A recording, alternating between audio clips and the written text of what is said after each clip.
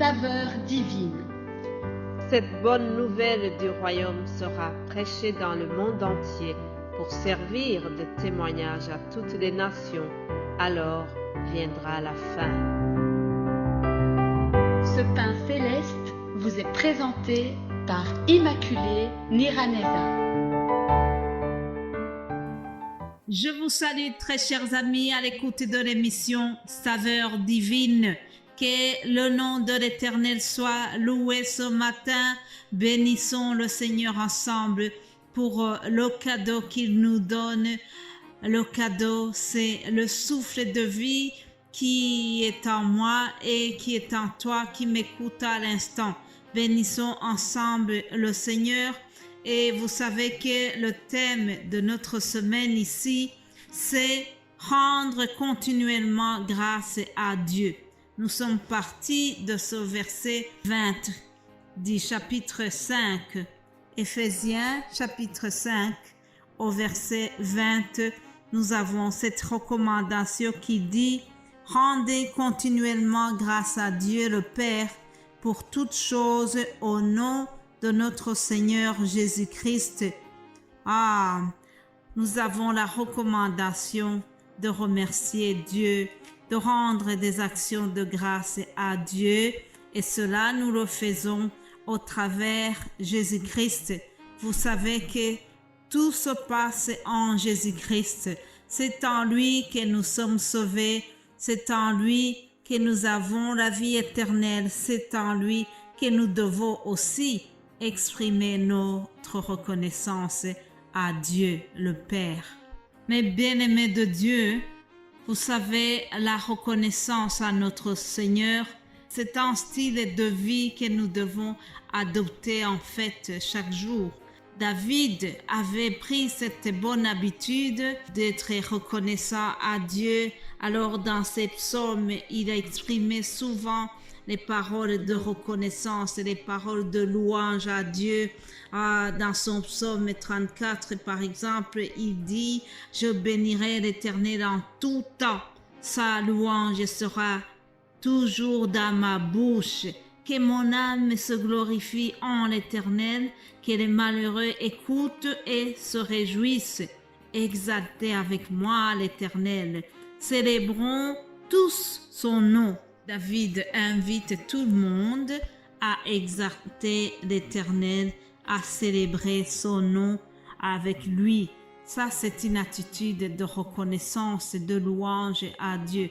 Vous savez, lorsque nous avons cette bonne habitude d'être reconnaissant à Dieu, ça nous permet de toujours reconnaître, de toujours se rendre compte des bénédictions que Dieu nous a accordées. Il y a un vieux cantique qui dit « Compte les bienfaits de Dieu, mets-les tous devant tes yeux, tu verras en adorant combien le nombre en est grand. » Ça, c'est une attitude de reconnaissance.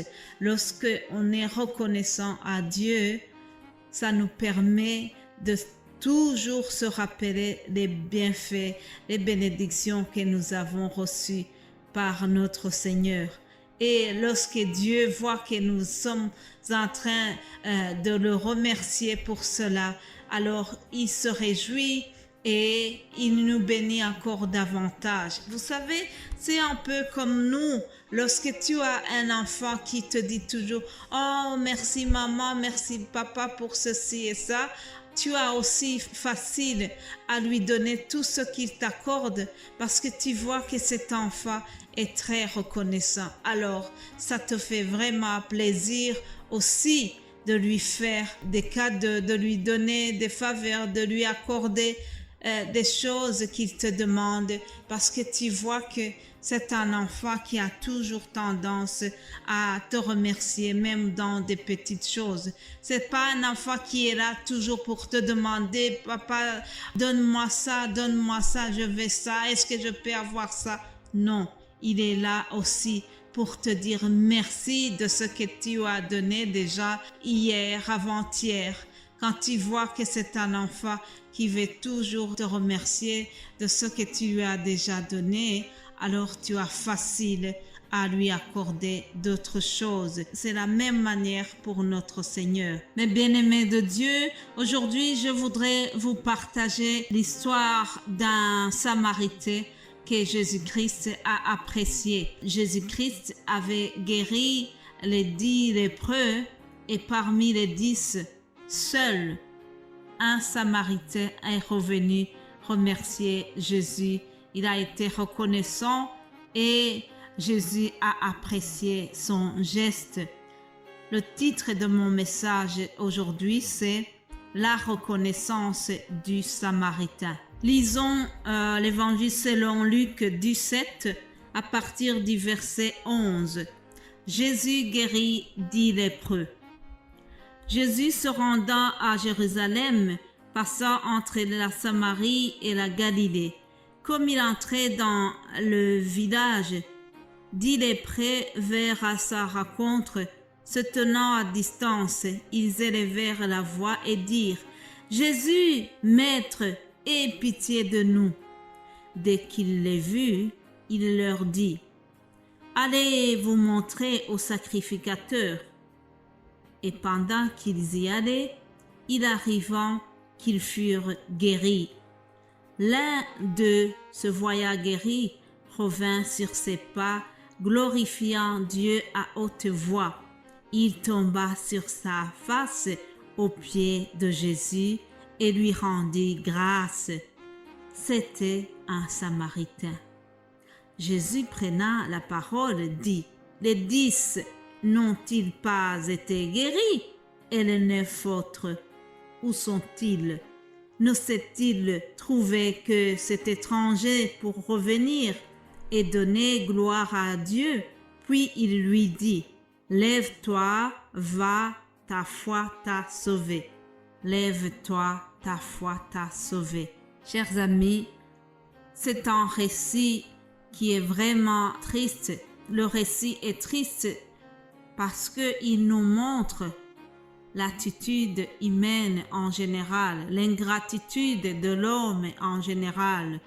Vous vous rendez compte, les 10 personnes ici étaient atteintes d'une grave maladie, la lèpre.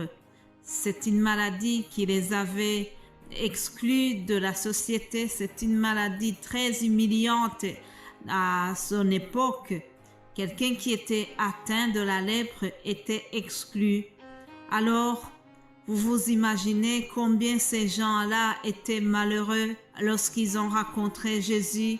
Ils ont eu vraiment cette chance. Ils ont été guéris par Jésus-Christ.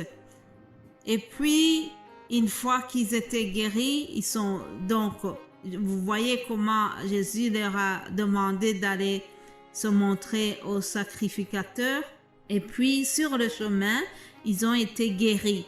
Et puis, la Bible nous dit qu'il y en a un qui a eu une attitude qui est différente des autres. Au lieu de continuer le chemin, lorsqu'il s'est rendu compte qu'il était guéri, il a fait demi-tour. Il est revenu voir Jésus.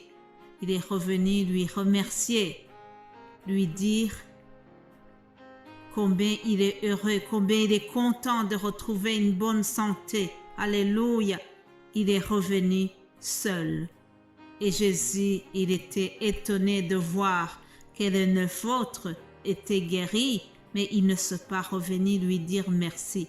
Alors, Jésus étant touché par l'attitude de ce Samaritain, la Bible souligne que celui qui était guéri était un Samaritain. Les autres étaient des Juifs.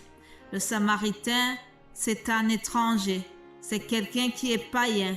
C'est quelqu'un qui est censé de ne pas connaître les bonnes manières des Juifs. Et pourtant, c'est lui qui est revenu dire merci à Jésus. Il est étonnant que Jésus n'a pas dit « Lève-toi, ta reconnaissance t'a sauvé ». Non. Jésus a dit « Lève-toi, ta foi t'a sauvé ». Autrement dit, lorsque nous sommes reconnaissants à Jésus ou à Dieu, c'est un signe que nous avons une foi mature. Alléluia. Jésus lui a dit « Ta foi t'a sauvé ». Autrement dit, les autres ont reçu la guérison physique, mais ils n'ont pas reçu la guérison du cœur.